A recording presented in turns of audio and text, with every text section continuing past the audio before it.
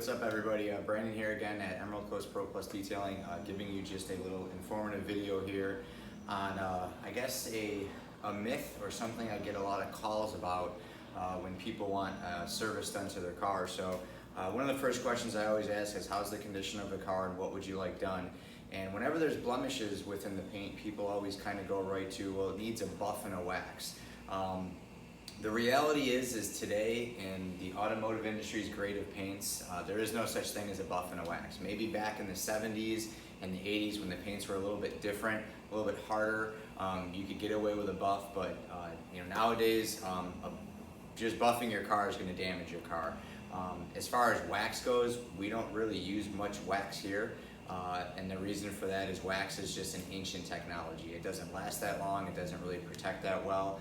Back in the day, people used to buff their cars and then put wax over.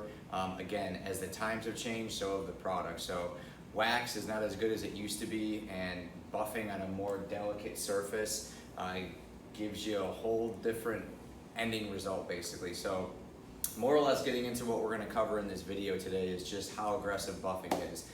You really cannot just buff a car and walk away. You're going to do a lot more damage than good.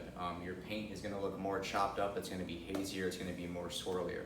Yes, buffing can reduce scratches, but buffing is one of the many steps that is in paint correction. So just buffing a car, no good. Buffing and waxing a car, no good either. I think some people correlate buffing and waxing together because waxing, when you put a coat of wax on, it can hide some of the blemishes, but in all reality, wax is just going to cover it. It's like a lipstick. In a handful of weeks, once it disintegrates and dissolves, you're going to see all those blemishes that you put in the paint from buffing. So, like I said, this video just covers the actual proper way to buff. And like I said, buffing is an essential step in the paint correction process, but it's not anything that we really just offer here as a standalone service, and you'll see just why in the video. So sit back, enjoy the little demonstration that I do, and then we'll just have a quick recap here at the end of the video. All right, so basically here what we've got is a 2013-ish Dodge Ram. Hopefully you can see these scratches, but we've already polished this car. The thing with this is this truck needs a lot more than a polish, so you can see all these scratches and everything. There's still a ton of defects in the paint. So a lot of people ask, like, hey, can you just buff my car? And you can, but you can't just buff and walk away. There always has to be a second stage of what's called paint refinement, because when you buff it, you're using an aggressive compound, an aggressive pad to reduce all those deep defects, but then you, in theory, put smaller defects in the paint. So I'm gonna show you an example of that. So remember this image right here of how there is all these swirls and all these scratches. I'm gonna hit it with a wool pad and some heavy compound and kind of show you what it does.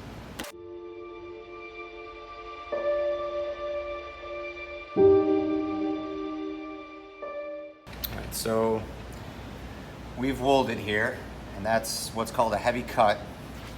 And you'll notice that it knocks down a lot of the scratches, but you will see that there's a ton of swirls in the paint here.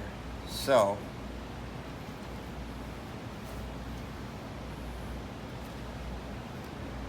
it's kind of hard to see on this paint. You can definitely tell that the scratches are knocked down. Let me wipe my camera here because I've got some schmutz on here. Let me take this off. See, with the naked eye, you can clearly see them. It's hard with this paint, but there are micro. You can actually see them. See all that micro swirling? When you come over here where I haven't buffed, you can see how the paint is cleaner. There's scratches, but the paint is clean and refined. Here, it's hazy and it's not crisp. So what we have to do is go over that with a polish. It's basically the equivalent to sanding with different grits of sandpaper. So this is why you cannot just buff a car. The paint, it's hazy. It's not refined. It's not finished. Here you can see how the paint is finished. So now all I'm gonna do is I'm gonna polish this, and you're gonna see how much better this paint looks when polished. So when you buff, when you cut, it has to be a two-stage polish, or I should say a two-stage process, not polish. you have to follow it up with a polish. If you want proper paint refinement, if you want your paint to look as good as it can, these are the steps you need to do. So now, what I am doing is I am putting a different pad on. I had a wool pad, a 5-inch wool pad. I'm now putting a 5.5-inch polishing pad on, and I am going to use a polish instead of a compound. So a polish doesn't have as heavy abrasives, it's not as aggressive, and what this will do is smooth all this paint off, and this will be a real quick process here. Polishing doesn't take quite as long.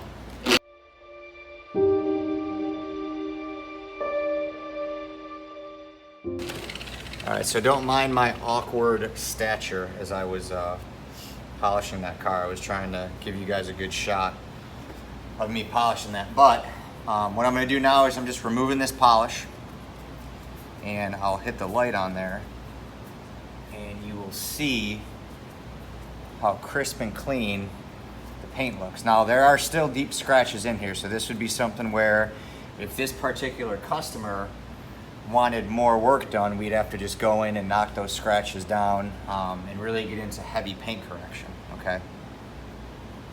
We've already done a basic paint correction here by doing these 2 steps, but you know, there's cars where you have to go over them over and over and over. Okay, so now we polish it, and look how clean it looks. Okay, let me take my phone off the tripod here.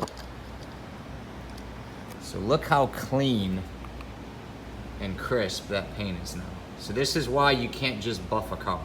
Now, there are still scratches. You know, obviously this was just a demonstration. When you go into paint correction, you would want to work back over all that. But this is a section where we just polished. It's refined, it's smooth, but there's a lot of scratches, okay?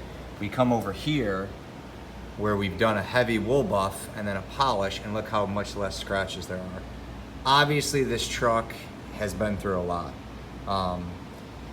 You know, this would be a real job to paint correct this. Like I said, essentially the purpose of this video is to show you why you cannot just buff a car.